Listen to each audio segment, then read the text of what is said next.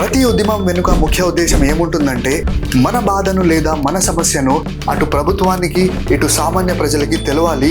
ఆ పిమ్మట ప్రభుత్వం ఆ ఇష్యూపై స్పందించి పనిచేయాలి అని. మన పోరాటానికి ఒక సెలబ్రిటీ తోడైతే లేదా మన పోరాటానికి ఒక ఇంటర్నేషనల్ లెవెల్లో ప్రఖ్యాతగాంచిన మనిషి తోడైతే ఆ ఉద్యమం మామూలుగా ఉండదు. ప్రపంచం దృష్టి అంతా ఆ ఉద్యమం పైనే ఉంటుంది.